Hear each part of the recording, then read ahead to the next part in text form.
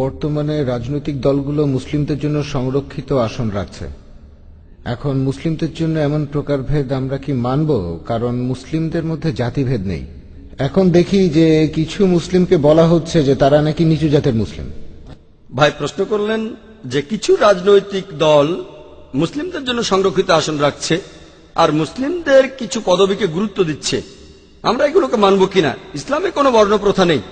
কেউ যদি বলে আমি মুসলিমদের মধ্যে নিচু জাতের, সেটা ভুল। যদি বলেন কিছু মুসলিমকে সুবিধা দেওয়া হচ্ছে কারণ তাদের হয়তো আর্থিক অবস্থা খুব খারাপ, সমস্যা নেই, এটা আসলে বর্ণভেদ না, অর্থনীতি। তাই যদি সংরক্ষণ করা হয় বর্ণভেদ বিচার না করে, জাতপাত, ইসলাম ধর্মে কোনো জাতপাত বা বর্ণপ্রথা নেই। তবে কেউ যদি বলে কিছু মুসলিম যেহেতু তারা গরিব তাদের সাহায্য করেন, কোনো সমস্যা নেই, গরিব মুসলিমকে জাকাত দিতে পারেন। কোন মুসলিমকে যদি সাহায্য করতে চান যেহেতু সে গরিব, আর্থিকভাবে দরিদ্র, এই দরিদ্র লোকদের জন্য করা যেতে পারে। হিন্দুদের মধ্যে যেমন বর্ণপ্রথা, ইসলামে তেমনটা নেই। কিন্তু তারা যদি আর্থিকভাবে দরিদ্র হয়, তারা যদি গরিব হয়ে থাকে তাহলে করেন, সমস্যা নেই। কিন্তু বর্ণপ্রথা ইসলামে এটা নেই। আশা করি উত্তরটা পেয়েছেন। কোন বোন কি প্রশ্ন করবেন? আসসালামু আলাইকুম। ওয়ালাইকুম আসসালাম রহমতুল্লাহ। কিছুদিন আগে খবরের কাগজে এইডস সম্পর্কে পড়লাম। 20 বছর আগে এই রোগের আবির্ভাব, আর ইন্ডিয়া হলো এইডস আক্রান্ত রোগীদের দিক থেকে দ্বিতীয় বৃহত্তম। এটা কি নতুন কোনো অসুখ? এর ইতিহাসটা কি? এই রোগের কি কোনো প্রতিকার নেই? আর এ ব্যাপারে স্কুলে কি নৈতিক শিক্ষা দেয়া যায় না? এই যেমন ধরুন সেকেন্ডারি লেভেল থেকে। বোন, আপনি প্রশ্ন করলেন যে বর্তমানে এইডস রোগ, মানুষ বলে এটা একটা নতুন অসুখ, এর ইতিহাসটা কি? এটা কি নতুন না পুরনো? কিভাবে আসলো? আর এই রোগ প্রতিরোধের জন্য নৈতিক শিক্ষা দেয়া যায় কি না, যেমন সেকেন্ডারি স্কুল থেকেই। আমি আপনাকে এইডস এর ব্যাপারে বলি, ইতিহাসে এটা খুবই নতুন।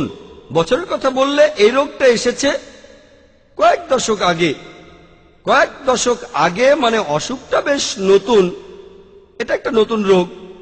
আর এর কারণ হিসেবে অনেক কিছুই বলা হয়েছে। আগে মানুষ ভাবতো এটার কারণ সমকামিতা, এরপর তারা বলল স্বাভাবিক সহবাসও হতে পারে, আরো অনেক, তারপর বলল রক্ত নিতে গেলে এইডস হতে পারে। এখন পর্যন্ত আমরা এই রোগের প্রতিকার জানি না। কারণগুলো আমরা জানতে পেরেছি, প্রধানত অবাধ যৌনাচার, অনেক যৌন সঙ্গী বদল করা, এটা হলো একটা কারণ। এই সমস্ত কারণগুলোর মধ্যে অ্যালকোহল আরেকটা কারণ, মাদক সেবীরা এক সিরিঞ্জ ব্যবহার করে, সেটাও একটা কারণ। অনেক কারণ আছে, এমন অনেক কারণে আছে, তবে প্রধান কারণটা যৌনাচার। আর এই কারণেই আপনি বললেন যে ইন্ডিয়া হলো পৃথিবীতে এইডস আক্রান্ত রোগীদের দিক থেকে দ্বিতীয় বৃহত্তম। কথাটা ঠিক, কয়েক বছরের মধ্যে ইন্ডিয়া 1 নম্বর হয়ে যাবে। ইন্ডিয়া এখন স্কুলে নৈতিক শিক্ষা দেয়া, হ্যাঁ, পশ্চিমা বিশ্বে এমনটা আছে, তারা স্কুলে ছেলে মেয়েদের যৌন শিক্ষা দেয়। আমি কিছুটা মানি আর কিছুটা মানি না। ইসলাম কি বলে? ইসলামের যৌন শিক্ষা দেওয়ার কথা বলা হয়েছে, তবে পশ্চিমা স্কুলগুলোতে যেভাবে শেখানো হয় সেটা আমি মানি না। সেখানে অনেক কিছুই করা হয়, কারণ সেখানকার পরিস্থিতিটা আলাদা। ইংল্যান্ডের একটা রিপোর্ট অনুযায়ী, এই কয়েক সপ্তাহ আগেই পেপারে খবরটা এসেছিল টাইমস অফ ইন্ডিয়ায়, যে ইংল্যান্ডে বর্তমানে যে শিশুরা জন্মায় তাদের 40%-এরও বেশি বিবাহিত বাবা মায়ের সন্তান হয়ে জন্মায় না। তার মানে যেসব মহিলা সন্তান প্রসব করছে তাদের 40%-এরও বেশি বিবাহিত নয়। আর 20-30 বছর আগে এটা ছিল 20%। আরো কয়েক দশক আগে এটা আরো কম ছিল। তাদের সমাজ উন্নত হচ্ছে, আর তারা বলছে 2012 সালের মধ্যে যেসব শিশু জন্মাবে তার 50%-এরও বেশি তাদের বাবা মারা বিবাহিত হবে না। বুঝতেই পারছেন তাদের সমাজটা আসলে খারাপ হয়ে যাচ্ছে। এজন্য তারা স্কুলে যৌন শিক্ষা দিচ্ছে। আর কারণ হলো এগুলোই। আমার মনে হয় সমস্যাটা আসলে স্কুলে না, সমস্যাটা হলো সমাজে।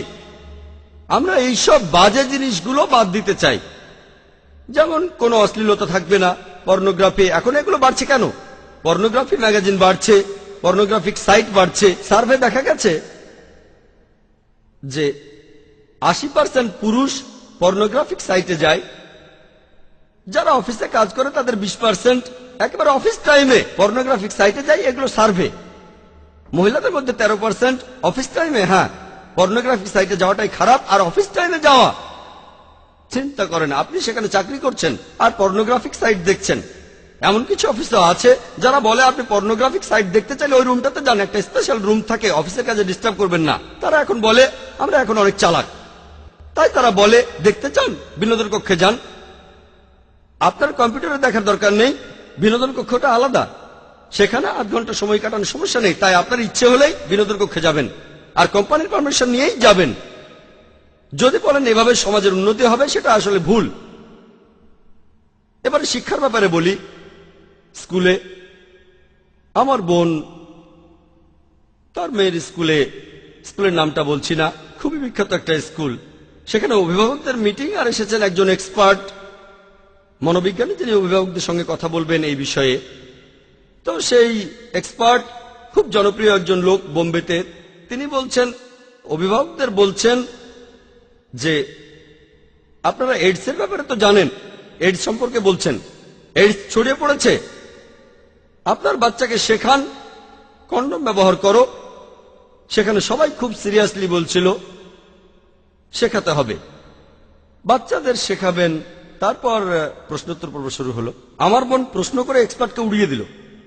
সেক্স করতে বারণ না করে তাদের বলছেন কন্ডম ব্যবহার করতে। এটা কোন ধরনের শিক্ষা?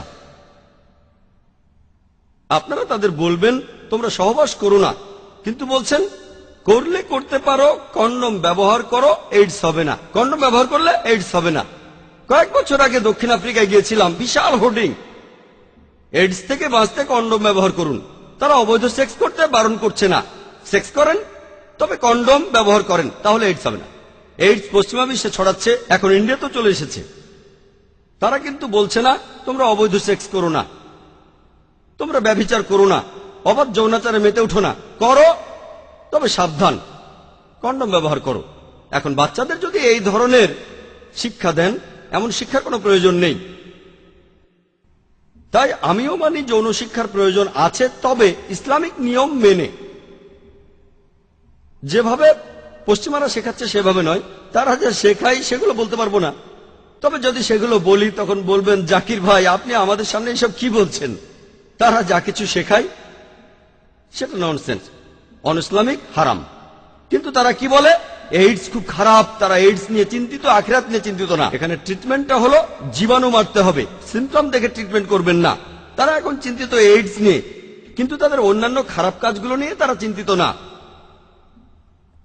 তাহলে দেখতে পাচ্ছেন যে তাদের সমাজ আসলে পেছন দিকে যাচ্ছে, তারা ভুল জিনিসের পথে এগিয়ে যাচ্ছে। এগুলো কেন বাড়ছে? কারণ তারা বাক স্বাধীনতার কথা বলে, ব্যক্তি স্বাধীনতার কথা বলে, পর্নোগ্রাফিকে অনুমোদন দেয়, পতিতাবৃত্তির অনুমোদন দেয়। তারপর দেখবেন ফুটবল বিশ্বকাপের সময় জার্মানিতে, সে সময় সেখানে হাজার হাজার পতিতা হাজির হয়েছিল। খবরে এসেছিল ওয়েটিং কিউ গড়ে 2 ঘন্টা। মানুষ বিশ্বকাপ দেখতে এসেছে, খেলা দেখার পরে মজা করতে চায়। জার্মানিতে পতিতাবৃত্তি বৈধ, লিগাল, বৈধ, তাই লুকানোর প্রয়োজন নেই। অনেক ডিমান্ড, 2 ঘন্টা টাকা দেওয়ার পরও, অ্যাপয়েন্টমেন্ট নেওয়ার পরও 2 ঘন্টা লাইনে। এগুলো আসলে কি হচ্ছে? মডার্ন। যৌন শিক্ষার অবশ্যই প্রয়োজন আছে। এখানে একটা ব্যাপারে আমাদের খেয়াল রাখতে হবে। দেখবেন যে এমন কে আছেন যে ইসলামিক নিয়মে এই শিক্ষাটা দিতে পারবেন। কোথায় বর্তমান বিশ্বের সব সমস্যার সমাধান পাবেন, সেটাই হলো বড় কথা, এটাই বড় চ্যালেঞ্জ। আমাদের স্কুলেও এমন শিক্ষা দেওয়ার চিন্তা ভাবনা করছি, তবে কে এই শিক্ষাটা দেবেন সেটাই গুরুত্বপূর্ণ। তাকে বিশেষজ্ঞ হতে হবে ইসলামের উপর, মেডিকেল সায়েন্সের উপর। বাচ্চাদের সাথে তাদের লেভেলে গিয়ে কথা বলতে হবে, তাদের সাথে কোনো অশ্লীল কথা বলা যাবে না। কোরআনে এমন কথা আছে, আল্লাহ তাআলা বলেছেন পবিত্র কোরআনে, আরবি শব্দগুলো সেগুলো ব্যাখ্যা করে বলবেন। তাদেরকে আপনি শেখাতে পারেন ভদ্রভাবে, অশ্লীলভাবে না। তাই এই কথাগুলো বলবেন আল্লাহ সুবহানাহু ওয়া তাআলা যেভাবে পবিত্র কোরআনে বলেছেন। অন্য বইয়ের সঙ্গে তুলনা করুন, তারপর পার্থক্যটা দেখুন। কোরআনে যেভাবে আছে আপনার মনে কোনো খারাপ চিন্তা আসবে না। কোরআনে যেভাবে বলা হয়েছে শরীরের কোনো একটা অঙ্গ, সেটার ভদ্র নাম দেয়া যায়, অশ্লীল নামও দেয়া যায়। আমি এখানে কোনো উদাহরণ